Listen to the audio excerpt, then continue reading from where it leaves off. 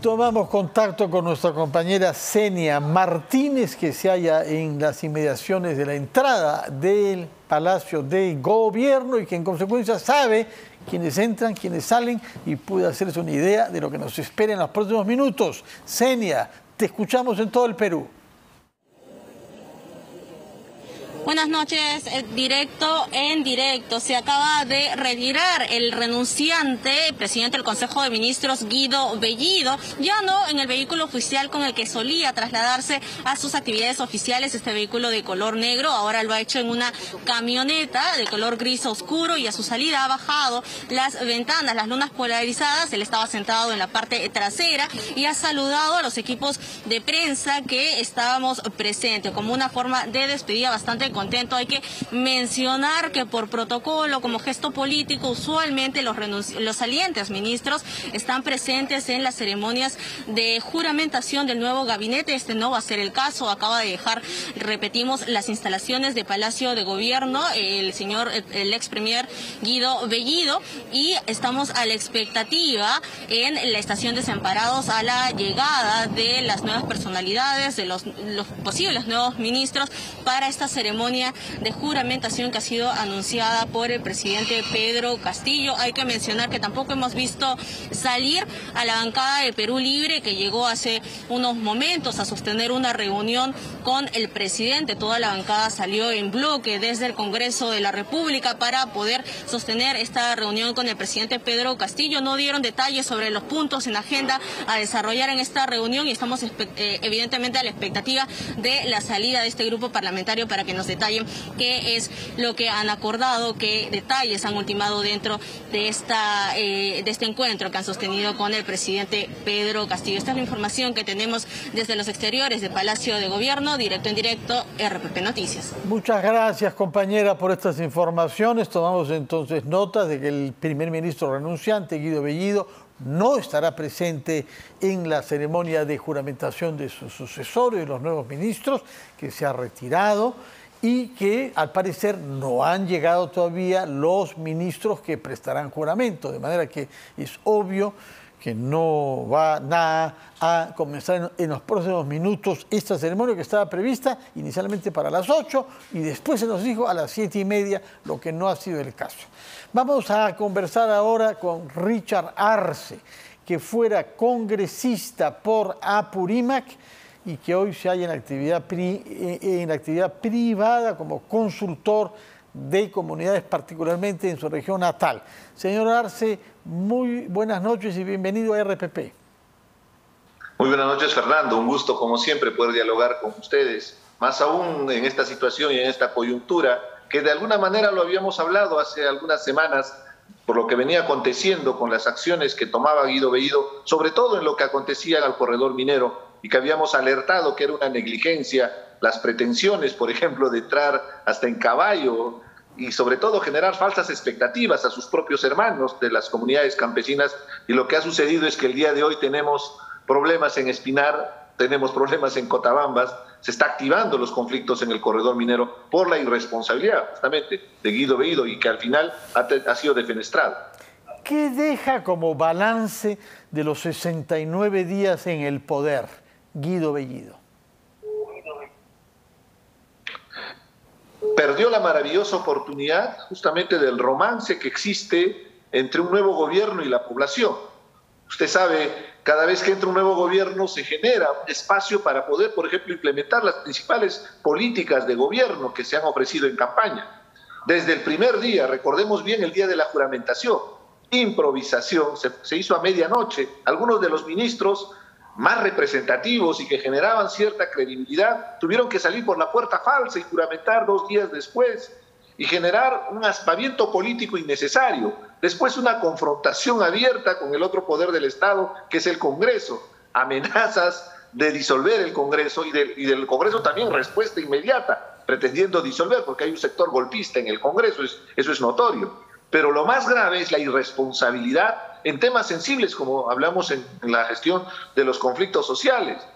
El asunto económico, el problema que tenemos latente con el incremento del valor del dólar, el tipo de cambio, y esta pretensión inclusive de querer estatizar, nacionalizar el gas, sabiendo que, sin entender, por ejemplo, cuál es la cadena de valor que existe en el gas. Quieren nacionalizar Camisea, al que extrae el gas, pero ¿qué hablan? No hablan del tema de la distribución, por ejemplo, y las otras empresas que participan en este consorcio Camisea, que son encargados de comercializar el gas, y no diferencian entre gas licuado de petróleo y el gas natural que evidentemente viene del gas de Camisea. ¿Y qué relación tiene el comportamiento de Perú Libre y sus miembros más eminentes, como Vladimir Cerrón y Guido Bellido, con el desarrollo del proceso judicial llamado del centro, ¿no? Los dinámicos del centro? Porque hoy la justicia ha pedido prisión preventiva para 5, entre otros, nada menos que el secretario nacional de Organización de Perú Libre, es el señor Cárdenas, conocido como Pinturita. ¿Qué sabe usted sobre ese proceso y los alcances que pueda tener? Fíjese, dentro de la tesis fiscal consideran a Vladimir Cerrón como el cabecilla de esta presunta organización criminal. Y si a los miembros de la organización criminal ya les están dando prisión preventiva, las próximas semanas el Poder Judicial tendrá que pronunciarse respecto a la sentencia que tiene Vladimir Cerrón y el comportamiento, la buena conducta que debería mostrar dentro de las restricciones que existen en la sentencia. Él ha sido sentenciado por corrupción, pero tiene libertad condicional bajo ciertos comportamientos que tiene que desarrollar, y uno de ellos es, por ejemplo, no involucrarse en temas delictivos. Evidentemente lo que tiene que corresponder a la Fiscalía es que se haga efectivo la prisión contra Vladimir Cerrón, y en estas circunstancias sería, entiendo, lo más objetivo en el plano de justicia, pero también en el plano político, por la intromisión grosera que ha tenido durante estas semanas. Hemos visto a un Vladimir Cerrón totalmente empoderado, que decidía incluso hoy, en la nominación de personas que se hacen cargo del poder. Tweets, incluso hoy, exigiendo participación política en el gobierno de su partido vía tweets. Ha escrito varios tweets en las últimas horas. Y fíjese, es interesante hacer el análisis de los tweets que ha publicado el día de hoy, sobre todo cuando habla del cuoteo político. Para él entiende que la política es una cuota de poder.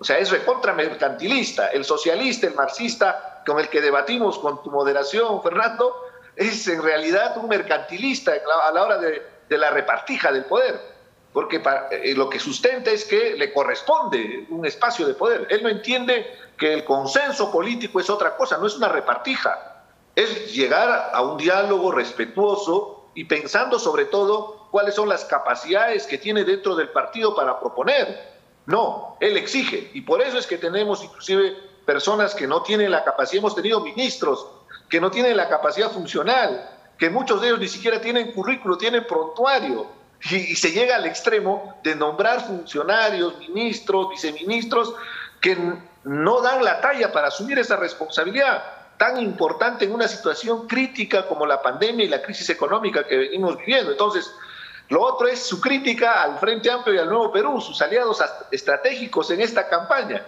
Les dice que se den por bien servidos. O sea, para él la política es... o sea, me apoyas en campaña es a cambio de algo. La clásica, ¿no? El que grita más, el que pintó más, es el que tiene el espacio en el poder. Totalmente irresponsable con el país. ¿Cómo prevé usted que puedan reaccionar las diferentes bancadas ante el anuncio de la salida de Guido Bellido y evidentemente el ministro de Trabajo, Iber Maraví, también? ¿Qué respaldo puede tener ahora Castillo si se acentúa su distanciamiento, eventual ruptura con Perú Libre? Fernando, considero que es importante en este momento que los ministros pongan su carta a disposición del presidente, su carta de renuncia, porque corresponde. Dentro de la institucionalidad y la democracia, si ha renunciado el premier, los ministros tienen que poner su cargo a disposición. En consecuencia, el presidente tiene que evaluar con la elección del nuevo premier o la nueva premier para que se haga cargo y elija a los ministros de Estado. Ahora, la pregunta es qué va a pasar con la bancada de Perú Libre, como tú me estabas planteando, porque evidentemente hay un sector allegado a Vladimir Cerrón, que es cerronista, que están ideologizados, que inclusive tienen una lógica de culto al líder. Ahí nadie puede disentir, lo dicen el chat yo le he llamado la cachina porque es informal. Si había el charla botica con los humoristas, acá está el charla cachina. Ahí inclusive tienen posiciones misóginas con algunas compañeras, como Betsy Chávez o Dina Boluarte. Entonces, y ponen en realce el culto al líder. Eso es peligroso porque se nota que están recontra ideologizados. Lo preocupante es que este sector probablemente quiebre la bancada y esto va a generar una escisión dentro de la bancada de Perú Libre. Entonces, tal vez se unan a los otros radicales, porque los radicales de derecha y los radicales de izquierda están muy cerca en sus posiciones, inclusive con temas muy sensibles como la educación con enfoque de género, donde ellos se oponen abiertamente. Entonces, lo objetivo es que el presidente se respalde con los congresistas que son allegados a él, pero que también las otras bancadas responsablemente respalden al presidente, porque se ha elegido por 5 años a un presidente y a un Congreso de la República. Lo que queremos es una paz social, no queremos más confrontación política. Veremos entonces si ese escenario optimista que usted describe se hace realidad o si sigue el nivel de polarización que hemos conocido lamentablemente desde hace ya varios años. Muchas gracias, Richard Arce. Recuerden que usted ha sido congresista, representante por Apurímac. Gracias por sus explicaciones en RPP. Que tenga usted muy buenas noches. Acá llegamos al término de nuestro programa por hoy. Quédense en la sintonía de RPP, La Voz del Perú. Vienen informaciones y estamos a la espera de la juramentación del nuevo gabinete ministerial que había sido prevista en último término a las 7:30, pero que viene demorando, como vemos, ya media hora. Muchas gracias y muy buenas noches. Nos damos cita mañana a las 7 a una nueva versión de Las Cosas Como Son.